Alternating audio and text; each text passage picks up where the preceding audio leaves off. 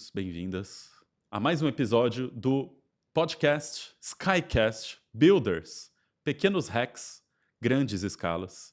E hoje temos um episódio especial para falarmos sobre o impacto da inteligência artificial nos sistemas de ensino. E estou aqui com duas lendas, duas grandes referências nesse tema. Primeiro, meu parceiro de barca. É Robson. nóis. É nóis. É Mais nóis. uma, hein? Mais uma. Chegou o Samuca. Chegou o Samuca. Chegou o Bem-vindo, Samuca. Samuca. Como Muito você obrigado, gente. Obrigado pela recepção. Tô feliz de estar aqui com vocês. Vamos gravar um podcast muito bacana. Tô animado. O estúdio aqui tá chique, né? Curtiu o estúdio? Rapaz, muito bacana, super tecnológico. Tô sabendo que tem IA em tudo, inclusive no estúdio. Inclusive no estúdio. Vamos falar um pouquinho sobre IA hoje, não vamos? Vamos. Cara, mas conta da Curseduca. Como nasceu essa startup? Qual é a ideia por trás? Que problema você resolve? De onde você conhece seu sócio, o João? Maravilha. Eu sou Samuel Sena, eu tenho 33 anos, sou natural de Recife, trabalho com tecnologia há mais de 15 anos. Tive a oportunidade de trabalhar em vários setores, sempre trabalhando com missão crítica, trabalhei com telecom, trabalhei com cibersegurança. E durante essa jornada com cibersegurança, nós tínhamos uma dor de escala, porque o mercado, vocês conhecem, o mercado muda o tempo inteiro, todo dia tem uma nova vulnerabilidade, e os produtos precisam estar sempre se atualizando. Eu trabalhava num vendor, num fabricante de uma solução de cibersegurança nacional, e nós éramos muito bons tecnicamente, e o nosso time comercial ainda estava sendo formado, e uma das estratégias de crescimento mesmo foi através de parceiros. Certo. Muito semelhante à SkyOne também, é o que vocês estão fazendo aqui no Builders, que eu acho que é incrível. Essa estratégia de treinar os parceiros técnicos e comerciais, e foi lá atrás onde hoje meu sócio, o João Carrilho, ele era diretor de operações, ele puxou essa frente de treinar, capacitar os parceiros, criar um programa de certificação desses parceiros, tanto a certificação técnica quanto comercial. Foi dali que surgiu a ideia de construir um ambiente, de gravar os cursos e poder realmente dar escala. Nós fazíamos duas jornadas, 2 turmas de certificação presencial aqui em São Paulo por ano, e já não era mais suficiente, porque nós tínhamos parceiros em mais de 15 países. Caramba. Então, Como escalar isso? Né? como escalar isso? Esse era o desafio. Se educação era uma alavanca de crescimento para o negócio, a gente precisava colocar energia nisso, né? E eu era o braço direito do João nessa iniciativa, eu era gerente do time de implantação, então cuidava de pré-venda técnico, cuidava de pós-venda, gestão de serviço, entrega. Então era um baita desafio conciliar a agenda, treinar os parceiros, porque eles iam liberar mais horas minhas e do meu time, e também estar na rua fazendo todas as agendas. Então surgiu um pouco desse lugar de precisamos criar uma solução para resolver essas nossas dores dentro de casa. E aí o João teve o estalo e falou, cara, aqui tem um negócio. Ele encerra a jornada dele lá nessa empresa onde nós trabalhávamos, me convida para ser sócio. E a gente começa com esse sonho de entregar esse formato de solução para as grandes empresas. Startupeira vida louca. Vida louca. Vida louca. Isso era final de 2019, a gente começa a empreender em 2020, chega a pandemia. E aí, Beleza. 3 meses depois, os 2 marujos de primeira viagem, primeiro CNPJ aberto, a gente pega o plano de negócio, rasga e vai fazer outra coisa. A gente passou cerca ali de um ano e meio iterando, olhando para o movimento de mercado, as empresas elas estavam esperando qual que seria a próxima onda. Muito se pensava, vão ser 1 ou 2 semanas, não vai ter lockdown, não vai ter nada, e corta para 2 anos depois, as empresas já adaptadas para esse novo momento, esse novo formato. E enquanto isso acontecia, nós fizemos de tudo. Vendemos serviço, vendemos implementação, mas sempre evoluindo o produto em paralelo. E aí a gente descobre, meio que por acaso, o mercado de creators, que estava super crescendo também durante esse movimento. Hoje as pessoas olham para a Curseduca e falam, nossa, vocês nasceram um pouco antes da pandemia, vocês super surfaram essa onda.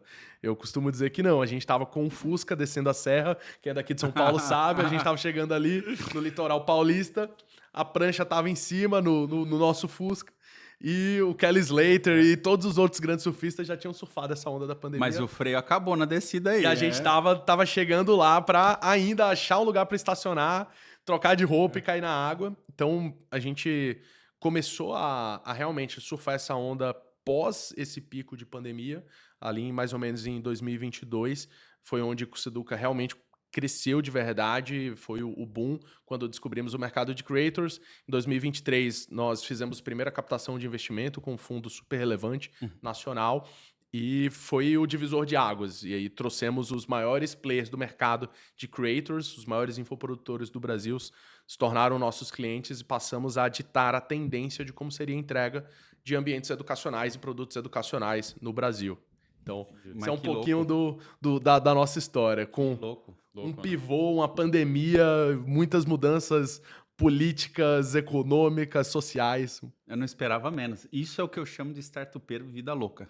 E seguiu a cartilha, né? A gente tem alguns 2 episódios aí que a gente trouxe pro pessoal, especificamente um episódio do nosso CTO aqui com o Renan, que ele fala bastante dessa mentalidade lean das startups, né? Que você vai começando o teu produto pequeno, vai iterando ele, vai pegando o feedback do seu cliente. Vocês seguiram um pouco essa cartilha, né? Deu pra ver que o produto evoluiu bastante desses últimos anos pra cá. Com certeza. E até pela nossa experiência profissional mesmo. Eu trabalhei em telecom. O orçamento é N-1. Tem que esgotar primeiro aquele recurso para que você possa trazer um novo. No mercado de cyber também. É um mercado que é super competitivo. Então, nós sempre tivemos uma visão muito pé no chão, não romântica, sobre negócios, sobre dinheiro. A gente sempre respeitou muito o dinheiro. Isso permitiu que a gente conseguisse ter muita escala, buscar muita eficiência e ser bem enxuto mesmo para que realmente o negócio pudesse parar em pé. Show de bola. Cara, eu tô com um pouco de inveja aqui, porque você tem muito cabelo e ele tem muita barba e eu não tenho nenhum dos dois, cara. Olha só. Veio aí. É isso O André que tem o melhor de dos dois diversidade. mundos. O melhor dos dois mundos. Cara, eu tenho que fazer um pivô aqui também, viu? Porque não tá Jesus legal. Christ in the sky, gerando inveja. Olha parte. ali. Inveja não, apenas constatação. Admiração. É isso. Agora, cara, de alguma forma você impacta ali o CAC das instituições, né? A gente, no nosso projeto aqui, a gente fala de Education-Led Growth, que eu sei que é um tópico seu também, né? E acho que muitas empresas de tecnologia, principalmente as mais antigas, surfavam muito essa onda da educação, né? Você pega a Microsoft, SAP, Salesforce, AWS, que não são, essas últimas não são tão antigas, mas todas elas tiveram que educar o mercado, Perfeito. né? Para que esse mercado fosse, de alguma forma, mais fácil dela penetrar e também tivesse mão de obra para fazer as implementações, etc, né? Conta um pouco mais dessa estratégia que vocês fizeram do pivô, de sair dos creators, você não acabou, o negócio creators continua existindo, mas olhar também para o mercado corporativo de empresas de software e de empresas, né? Legal. Vamos chamar de empresas, né? Por que isso aconteceu? Maravilha. O que está por trás disso aí? Maravilha. Cara, eu gosto muito desse ângulo, dessa visão de mercado, porque isso remonta o estouro da bolha da .com nos anos 2000, quando o CAC passou a subir e houve um momento ali até de descrédito. Cara, será que esse modelo funciona ou não? Será que o SaaS realmente funciona? E agora a gente está pondo em xeque também essas premissas de novo com IA e tudo mais. Mas é um movimento muito interessante porque eu acredito que o Education-Led Growth ele é uma evolução do inbound. O inbound, como o HubSpot criou lá atrás. Sim. Criou a terminologia. Eles criaram sim. a terminologia do inbound, porque na prática eles estavam educando um novo mercado, eles formaram a geração de marqueteiros que está operando hoje nas grandes empresas, como CMOs e diretores de marketing, através de mecanismos de educação. Eles precisavam ensinar o que é que eles faziam e qual era a tese de negócio deles, e acontecia por acaso deles terem uma solução que era o HubSpot, que permitia eles criarem as suas páginas, os seus blogs e fazer toda a estrutura de funis. De alguma forma, criar uma orquestração da educação que ele Exato. fazia via entrega de PDFs, de páginas, etc. De lead né? scoring, Isso. de toda essa jornada de entrega de conteúdo, mas que era mais um CMS mesmo, era mais uma ferramenta de gestão de conteúdo para que depois entrasse num pipeline ali de venda. Aí cai para o vendedor, Aí cai o pro vendedor vendedor. fazia o trabalho de vendas. Exato. Então, a educação, ela sempre teve presente. E quais são as diferenças e por que Education-Led Growth e não Inbound 2.0 ou 4.0, o nome que a gente queira dar? Porque dentro do mecanismo do Inbound, nós tínhamos uma premissa diferente. Era uma premissa de muito conteúdo. Então, quem é da era dos blogs lembra, você tem que ter muitos artigos, com muito texto, com muito conteúdo. Agora a gente chega num momento onde... Mas estava ligado com SEO, né? Estava ligado com SEO. E a gente chega no momento que o SEO ele já não faz sentido como era antes, ele passa a ser otimizado para as IAs, para as LLMs entregarem um conteúdo de cada vez de mais profundidade. Então o volume de conteúdo não faz sentido, mas a qualidade do conteúdo e a profundidade daquele conteúdo, assim como esse que a gente está criando, que onde a gente vai mergulhar um pouco mais em profundidade. Então, o Education-Led Growth ele vem para suprir algumas deficiências do modelo antigo, como o inbound, e ele passa por uma jornada, passa por uma condução. É diferente de você só nutrir, entregar conteúdo avulso, digamos assim, sem ter uma jornada pensada naquilo. Quando a gente olha, de novo, agora para as empresas, que é a mesma tese inicial que nós tínhamos lá quando fundamos o Curso Educa, é no sentido de como que as empresas elas podem reduzir o custo de aquisição de cliente, como que elas podem aumentar o LTV, expandir o quanto elas trazem de receita dentro de casa, dentro de um mesmo cliente. Tem um estudo de Harvard que fala que é 7 vezes mais barato você vender para o mesmo cliente do que buscar um cliente novo. Então, a gente olha muito nessa direção. Como a educação pode ser um canal de aquisição proprietário para as empresas, como que também pode ajudar a nutrir os clientes da base e alavancar essa receita. E aí foi quando, no ano passado, em 2025, nós retomamos essa frente para endereçar esse mercado e trouxemos grandes contas como SkyOne, CIMED, Lindit, Nuvenshop e grandes outros players de diferentes mercados. Então, eu acredito que é um movimento que a área de tecnologia já estava mais acostumada, ter que educar para formar aquela vertical e realmente capacitar os profissionais que iam operar e implementar aquelas soluções, mas as outras empresas, especialmente o varejo, têm olhado com muita atenção para esse movimento, especialmente pensando em como criar uma legião de fãs e como realmente ter um canal de aquisição proprietário reduzindo o CAC.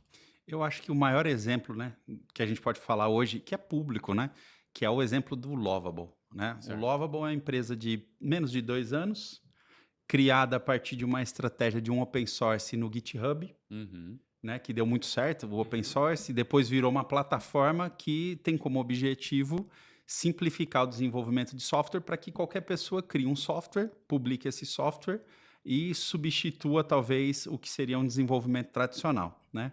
Mas por trás disso tudo ali tem o tal do fenômeno da inteligência artificial no processo de criação de qualquer coisa, né? Perfeito.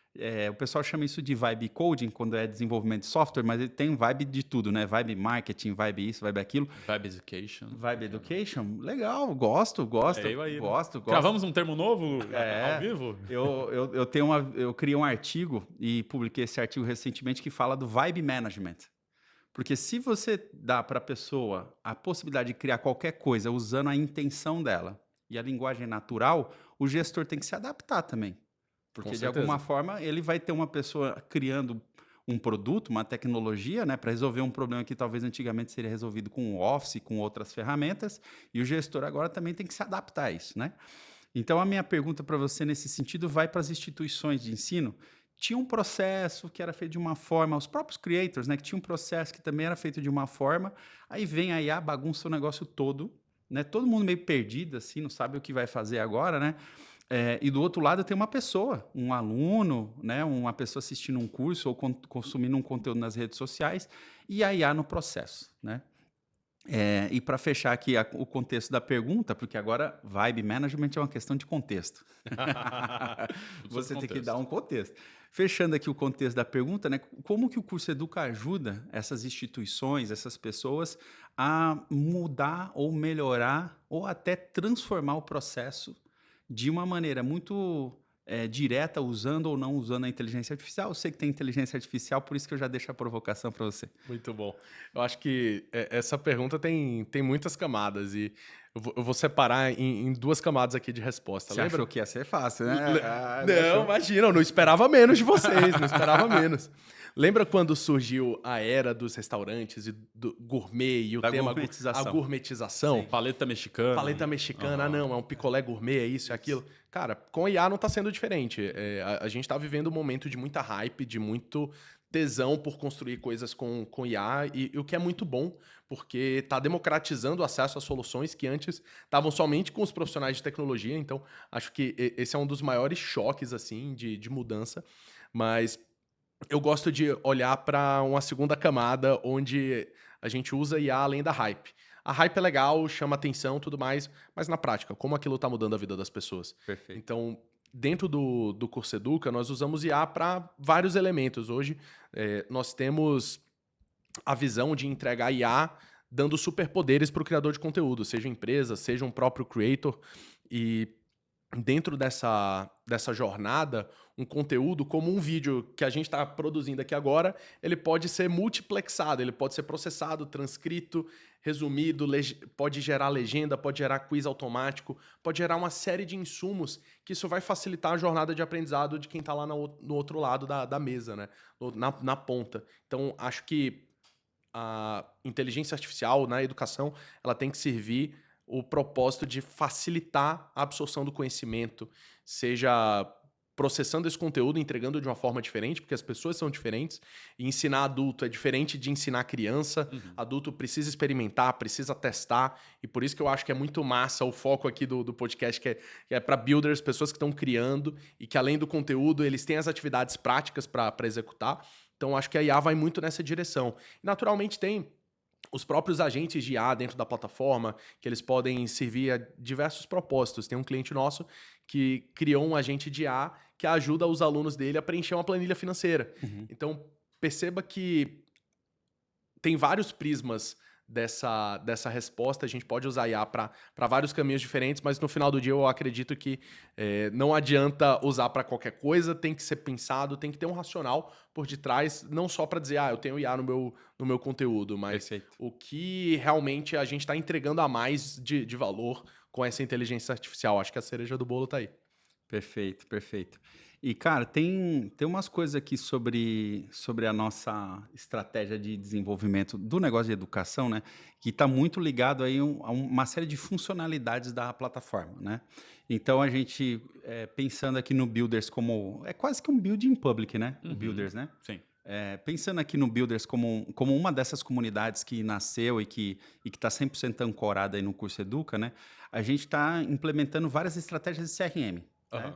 Lógico que CRM no mundo da IA é uma coisa, no mundo sem IA é outra coisa, né? Perfeito. Então, como que você vê essa mudança, né? Essa transformação no processo de relacionamento entre aluno e instituição de ensino com a IA, né? Qual o papel da IA nessa transformação? E a IA pode ser conteúdo também, não estamos falando disso, a gente está falando mais da mudança do processo mesmo. Legal. Eu acho que esse é um ponto fundamental, um ponto chave para que qualquer programa de educação, seja da porta para dentro, seja da porta para fora, com parceiros, com clientes, com franqueados, eu acredito que ter esse olhar de relacionamento é o que muda o jogo, é o que faz um programa como esse ter sucesso ou não. Porque não adianta você ter um programa para dizer que tem e as pessoas não estarem engajadas com isso. Dentro do Curso Educa, nós já temos processualizados e nós criamos a nomenclatura de 4 loops. Nós temos o loop de ativação, temos o loop de engajamento, o de comunidade e o de receita, de monetização. Então, dentro da plataforma, nós já temos recursos de automação e CRM, de modo a ativar esse cliente. O que é ativação do cliente do Builders? Podemos dizer que ele precisa ter logado na plataforma e ter assistido a primeira aula. Porque é a aula de onboard onde ele vai ter acesso e ele vai aprender a entender como funciona o programa. Ele vai entender sobre os bootcamps, ele vai entender qual a jornada de certificação, como que ele pode tirar dúvidas, como que funciona a comunidade. Então, eu posso entender que essa é uma jornada de ativação. Como que seria uma jornada de engajamento? Garantir que esse aluno do Builders, ele volta para lá. E depois, garantir que ele interage em comunidade, que ele tá não só percebendo, mas ele tá gerando para outras pessoas o senso de pertencimento. Perfeito. Como que a gente faz isso na prática? Nós, através da plataforma, nós temos total visão sobre a jornada dele, quando ele acessa, quais aulas ele assiste, quando ele interage. E nós podemos plugar com vários canais de comunicação, seja e-mail, seja notificação push, através do aplicativo, seja o WhatsApp, e já entendendo quais são os outros canais, a gente consegue disparar essa régua de comunicação para manter esse aluno, esse usuário próximo da gente. E até mesmo quando ele não acessa a plataforma. Imagina a gente fazer uma régua de reengajamento com esse aluno. Perfeito. Então, como que a IA entra em tudo isso? A gente está chegando no momento onde a IA ela já entende qual é a mensagem certa que precisa ser enviada para aquele usuário de acordo com o contexto dele, contexto que é super importante. Qual o canal, qual é o horário que ele tem uma probabilidade maior de absorver aquela informação. Então, estamos caminhando nessa direção de trazer IA para que todos esses gatilhos, esses motores que já existem, eles passem a ser ainda mais aperfeiçoados, aprimorados. Perfeito. Você viu que louco, cara? E isso conversa bastante com o problema de 11 de 10 empresas que trabalham com educação, que é o engajamento do aluno. Exato. Mas isso você conhece. Fala do seu doutorado. Cara, ele tá fazendo doutorado de educação, não sei se você sabia. Eu tô sabendo. Coisa de Comunicação, louco, velho. consumo, educação, todas essas coisas aí, né? Literacia. Literacia. A literacia do digital é uma coisa muito importante que a gente vê aí nesses últimos anos, né? Porque se não tem literacia digital, o que acontece? Você usa a IA dos jeitos errados, você cai em campanhas de desinformação, você, enfim, fica à mercê dessa forma aí da tecnologia, né? Então é muito importante que a gente tenha, que a gente consiga gerar essas autonomias ali da pessoa no momento que ela está consumindo esse conteúdo, né? E aí, isso acho que até leva para uma pergunta interessante aí, que eu, por exemplo, sou heavy user de Curso Educa. Louco. Mas antes de você falar dessa pergunta, fala um pouco do Bloom, cara. Você nunca falou aqui. Opa, é verdade, a É, gente... Aproveitar que estamos falando de educação, né? Fala disso aí. Vamos falar. Não sei se nossa audiência sabe, mas a gente tem um padrão instrucional aqui Isso, conta aí. para todos os nossos podcasts e todos os nossos cursos. E a gente tem 4 blocos de aprendizagem aqui nisso, né? E a gente segue a metodologia da andragogia, que é a aprendizagem adulta, né? Então, que é diferente da pedagogia, que ela é voltada ali para ensinar a criança a formar ali as suas... Básico, né? O básico, O né? básico. A aprendizagem adulta, diferentemente da criança, ela é mais voltada para a resolução de problemas mais específicos, mais práticos, né? A relação com o espaço e com o tempo é diferente do adulto, né? Porque a gente precisa aprender IA, por exemplo, para fazer uma aplicação imediata no nosso trabalho. Tem uma dor, né, de ficar preenchendo planilha ali todo dia. Essa planilha tem que ficar sendo atualizada todo dia, isso tira a hora do meu trabalho, né? Isso gera um conflito com a minha liderança, né? Então, Eu diria não só que tira a hora, mas tem pouco valor, né? Sim, sem Tem pouco, dúvida. porque o valor está na informação custo, e não né? no preenchimento da Exato. informação. Exato. e todo trabalho é passível de automação. Quase Não. todo. Quase todo. É. Do mais criativo, né? Quando o trabalho é criativo, é difícil de automatizar, mas conforme você vai ganhando previsibilidade nesse trabalho, ele fica passível de automação. E quando a gente pensa, né, em andragogia, a gente tem aí diversos métodos, né, como, por exemplo, o método da taxonomia de Bloom, que ela aplica níveis de aprendizagem, né? Desde o nível do entendimento, que é o mais básico, né? Eu estou memorizando o conceito, até eu estar criando, eventualmente, aí, novas aplicações, né?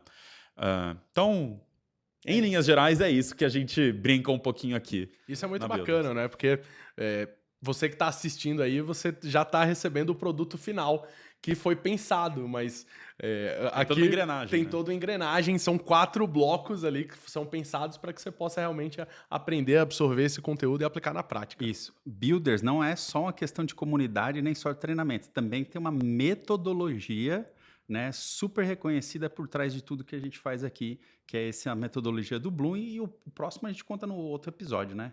Não vamos aí dar Muitos monte- spoilers, não. Tem que assistir de novo, senão você não vai saber. Aqui é episódico, né? Aqui tem desenvolvimento de personagem também. Perfeito. Aí, o senhor pode continuar, que eu te cortei aqui. Faça a pergunta. Então, acho que até pensando nessa questão da literacia, né? Porque você vê aí os seus creators, os seus clientes corporativos, né? Que chegam achando que o sistema de ensino vai resolver muita coisa. Quando, na verdade, ele é só ali uma ponta do iceberg, né? Então, nessa questão de escala, de distribuição ali do conteúdo, que tipo de dica você dá para o pessoal que cria conteúdo? Como que você deixa esses conteúdos mais melhor distribuídos aí, tanto no sistema quanto em outros meios de comunicação? Legal. Eu adoro esse tipo de pergunta, porque dá pra gente mexer ali na ferida mesmo. E muitas vezes... E a ferida é ferida, né? a Às vezes o pessoal ferida- não quer mexer. Dói, né? Exato, Lá e dói. dói. E olha só que interessante, um dos nossos clientes corporativos, eles estavam querendo fazer uma comunicação com os seus clientes lá na ponta de um grande varejo e eles achavam, olha, eu acho que se eu ensinar educação financeira para o meu cliente, ele vai vender mais. Uhum. E aí eu olhei para aquilo, cara, de onde veio isso? De onde veio essa ideia de que a gente precisa... Educação financeira é importante, gente, não é esse o ponto, Claro. mas para ajudar um lojista, um varejista a vender mais, a gente precisa ensinar sobre atendimento ao público. Claro, A sobre gente vendas. precisa que ele entenda sobre venda, sobre, cara, como gente funciona, como sazonalidade funciona. Talvez mix de produto, porque ele Mix pode de ter um mix produto. inadequado. Então, a gente foi para um caminho diferente. Eu acredito que a distribuição de conteúdo ela precisa estar intimamente ligada à dor que a gente quer tratar. E o problema no seu nível mais raiz, né? E precisa ser remédio, não vitamina. Tipo, vitamina é algo que é acessório. Se você tomar, ótimo. Mas o remédio continua não. lá, é. O remédio é a dor. Sabe a dor de dente que você acorda 3 da manhã? Cara, aquilo é uma dor de verdade. Como que a gente resolve essa dor? Então, o nosso papel também, além da tecnologia, a gente oferece um trabalho mais consultivo para os nossos clientes, é de ajudar a entender quais são essas dores e como que a tecnologia pode ser uma alavanca, ser uma ferramenta, como ela nasceu para ser, uma ferramenta para ajudar a resolver essa dor na sua essência. Então, eu gosto muito de olhar por esse prisma. Cara, qual é a dor real que a gente precisa resolver? Porque se a gente se apega a dores menores, que são dores ainda assim, mas elas vão ter um impacto menor no negócio, vão ter um impacto menor no resultado, e muitas vezes a gente cai na falácia de que aquele é o caminho certo e depois o projeto ele pode ser descontinuado por causa disso. Ah, não teve tanto impacto, isso, aquilo. Não, vamos desenvolver algo que realmente vai ter uso. Eu, como desenvolvedor de solução, eu tenho um profundo interesse em que o nosso cliente ele tenha sucesso. Porque eu só vou ter sucesso se ele tiver sucesso também. Então, olhando para essa jornada de conteúdo, acho que esse é o ponto fundamental, entender realmente qual é o principal dor, como que a gente pode resolver usando os recursos que já estão disponíveis e quais outros recursos que ainda não estão, que agora com IA a gente pode implementar para que a gente resolva aquela dor, traga aquele público para perto e que esse público esteja engajado e que eles passam até a co-criar conosco, por que não? Sem dúvida. Isso é muito importante também, pensando até nessa própria jornada de aprendizagem da IA, né? Porque todo mundo que chega aqui procurando a gente fala, ah, não, quero aprender a usar IA, quero aprender a usar o Skyrim Studio rápido. Opa, peraí, por quê? Né? Que processo que você está brincando aí que tá muito manual para você que você pode automatizar com a IA? Né? Qual é a sua dor, de fato? Que é o que a gente falou agora. Qual é a informação da planilha de Excel que você preenche ali todo dia, está te gastando esse tempo e como que isso está prejudicando o seu processo de análise, né? Então, ir nesse ponto da dor, eu acho que é muito importante, né? Que quando a gente fala de IA é a ferramenta, né? É a automação, é a mentalidade, mas e por trás disso? Perfeito. Né? Como que tá ali a rotina? Bom, falando de rotina, falando de IA, falando desse monte de coisa, me veio à cabeça a questão da cultura. Opa! Porque a gente sempre fala um pouco de cultura, né? E imagino que a cultura das empresas que tem como educação um dos seus canais de aquisição, ela deve ser ligeiramente ou provavelmente muito diferente da empresa que tem uma cultura voltada para vendas, mas que o canal principal é o vendedor, né? E eu não estou tirando o vendedor da jogada, porque ele continua existindo, continua sendo necessário, né? Mas talvez o primeiro toque com o cliente passa a ser um conteúdo, né, educacional ao invés de uma pessoa /vendedor, né? E isso talvez exija uma mudança cultural, né? E talvez nem todas as empresas estão fazendo essa mudança. E aí a minha pergunta para você é relacionada a isso. Que tipo de transformação uma empresa precisa fazer em termos culturais ou adequação para que a educação seja realmente esse canal de aquisição e que ele é um long tail, né? Perfeito. E aí todo mundo acha... Ninguém mais quer fazer long tail. Todo mundo quer fazer coisa... Não, cara, o Lovable arrebentou. Mas, cara, o Lovable, ele é um PLG, né? Ele é um Product-Led Growth. Ele cresceu pela comunidade, né? Quem tem coragem, né, de fazer você... uma comunidade de produto. Então, mas se você tem uma comunidade igual a gente tem, que é o Builders, mas os nossos produtos, eles são Sales-Led Growth. Eles não são PLG. Então, apesar de eu ter uma comunidade, apesar de a gente ter essa estratégia Education-Led Growth, mas eu ainda tenho um processo tradicional de venda. Ainda tem que ter o vendedor, que tem relação com o cliente e tal, para que aconteça a venda. Então, eu não posso comparar isso, né, um PLG com um Education-Led Growth e achar que vai ser a mesma coisa. Né? São coisas diferentes, são estratégias diferentes. Mas todo mundo quer o resultado, ninguém quer passar pela jornada, ninguém quer passar pela Ninguém quer transformação. passar pelo processo. Né? Então, cara, fala um pouco disso, dessa transição cultural, por onde começa, Legal. como funciona. Eu acho que tem uma coisa interessante, o impacto da pessoa na figura dos decisores, que talvez seja algo para a gente trazer aqui para essa discussão. Gostamos. Muito bom. Olha, eu tenho uma visão de que esse processo ele precisa começar de cima, tem que ser top-down mesmo. São raros os casos onde é bottom-up, onde uma pessoa quer desenvolver esse programa e ela termina tendo voz e espaço dentro da organização para fazer isso acontecer. Muito raro. Né? É muito raro. Então, sendo top-down, o que é que faz com que os decisores eles cheguem nesse entendimento, né? Eu preciso desenvolver uma nova estratégia. Eu acredito que o CAC em si, o custo de aquisição, o investimento em mídia paga, que vem crescendo ao longo dos últimos anos, ele já vem mostrando isso. Precisamos diversificar os nossos canais de aquisição. Saturou, né?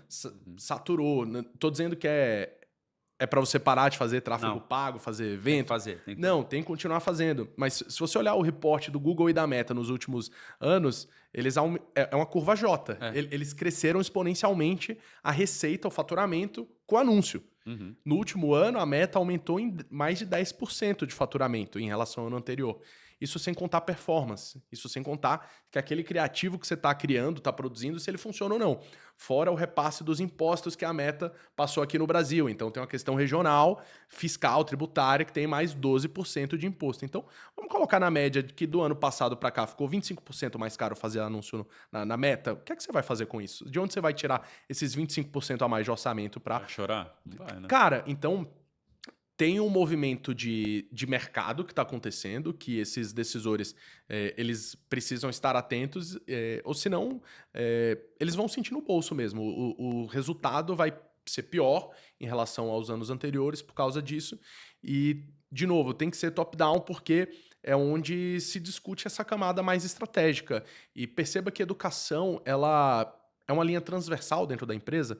A gente falou aqui sobre alta gestão, falamos sobre indicadores, falamos sobre o time de vendas, falamos sobre marketing, falamos sobre produto e operação, quando a gente ensina o nosso cliente a usar melhor o produto e com isso ele pode comprar mais, então retroalimenta o ciclo comercial. Então a educação, ela, por que precisa vir de cima? Justamente por ser transversal, passar por todas as áreas do negócio. E vocês têm um baita de um privilégio de ter uma área de educação aqui dentro da empresa, onde vocês têm acesso a todas as unidades de negócio, vocês estão produzindo conteúdo, e isso realmente está alavancando o negócio.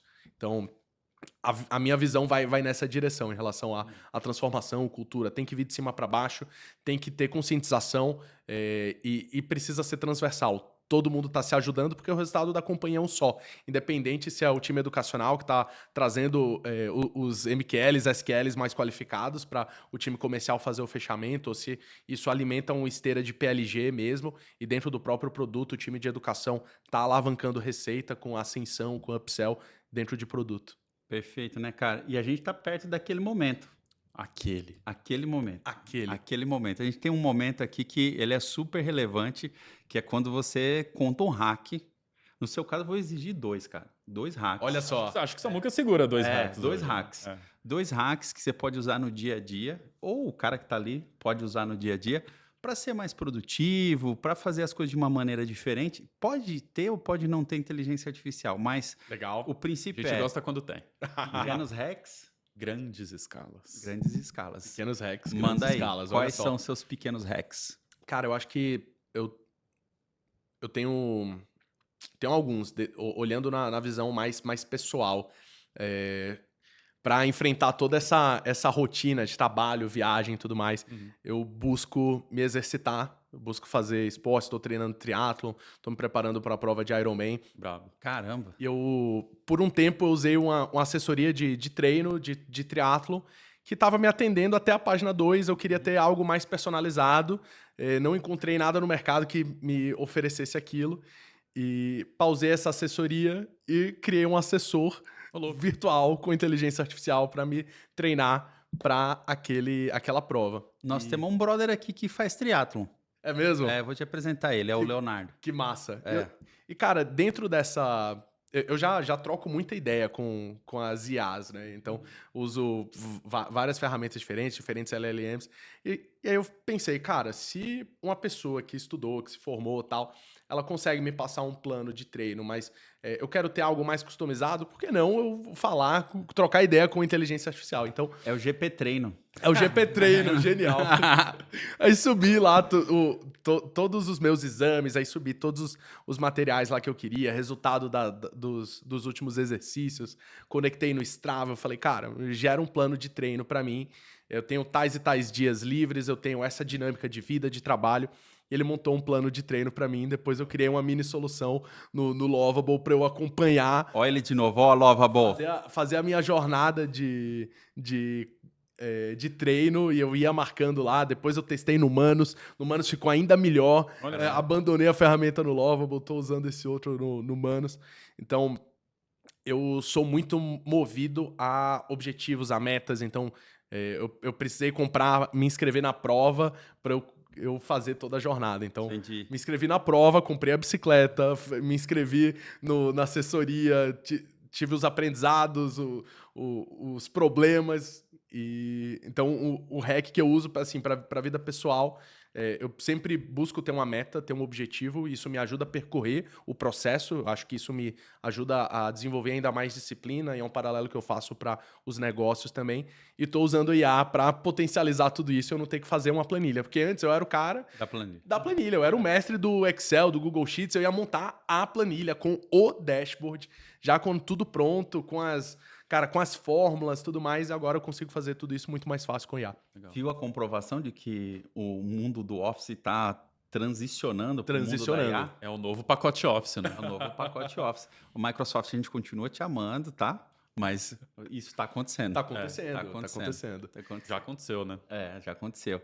Legal, cara. E aí, meu? Tá naquele momento. E aí, o que você vai fazer? Vou trazer o segundo hack. Traz aí, cara. Bora para o segundo hack. Segundo hack agora, numa visão mais de produtividade mesmo, olhando visão de negócio, como os nossos clientes estão entregando mais produtividade. Dentro do Curseduca, nós temos 2 agentes que eles atuam na comunidade. Um deles fazendo moderação. Legal. Antes tinha uma pessoa, um gerente de comunidade fazendo a moderação das mensagens. E, naturalmente, você tem um escopo limitado de horas por dia e... O gerente de comunidade, o gestor de comunidade, ele não é só um porteiro. Claro. Que ele vai ficar vendo essa mensagem passa ou não passa. Mas ele vai nutrir a comunidade, ele vai engajar a comunidade, vai produzir conteúdo. Então, olhando por esse prisma, nós criamos um agente gestor de comunidade que faz análise de sentimento das postagens, podendo aprovar automaticamente as positivas e neutras. Olha lá. Então, olha quanto de tempo a gente liberou desse gestor de comunidade. E o segundo agente que nós trouxemos nessa visão foi um gestor de comunidade com IA, que esse gestor ele responde os alunos na comunidade com base no conhecimento que já está na plataforma. Perfeito. Aqueles vídeos que foram processados, todo aquele material lá que foi processado, já gera insumo, gera contexto, olha o contexto de novo, para que o agente responda para os alunos e libera o tempo para que o gestor de comunidade ele faça o que só ele pode fazer, que é o contato humano, que é a produção de conteúdo, que é o engajamento com a turma, tudo que é processual, que é ferramental, cara, deixa a IA fazer. Existe um movimento, né? Eu acho que para a gente já ir meio que concluindo, de transformação da forma como as pessoas trabalham. E muita gente está enxergando isso como um movimento de redução. Vai ter redução em algumas empresas? Vai, sem dúvida. Mas vai ter redução daqueles postos de trabalho 100% operacionais. Perfeito. Que já eram passíveis de automação. Essas pessoas precisam do reskilling. E a nossa proposta como builders é ajudar nesse reskilling, né? É trazer para próximo uma comunidade de pessoas que precisa se transformar no momento e que isso é uma condição para continuar empregado. Então, para você que está assistindo, que está vendo esse podcast, não importa o horário, não importa o lugar, cara, a gente fez essa comunidade para você e todos os conteúdos são voltados para você. Cara, é isso, né, cara? É isso aí, muito obrigado, Samuel Sena da Curseduca. Um prazer, um privilégio estar aqui com vocês. Vocês não são parentes, o mesmo sobrenome não são parentes. Não é? Eu sou o primo pobre do Ayrton Senna e do André Senna. Meu Senna é com N só. Mas... ele tem um outro sobrenome de uma família super tradicional, Denardi. Olha só. Denardi. Veio aí no RG. Veio no RG. Que responsa, né? Que responsa. Esses foram os nossos pequenos hacks grandes escalas de Samuel Sena. muito obrigado. E você que está nos assistindo, nos ouvindo, a gente se vê na comunidade Builders. Muito obrigado e até a próxima.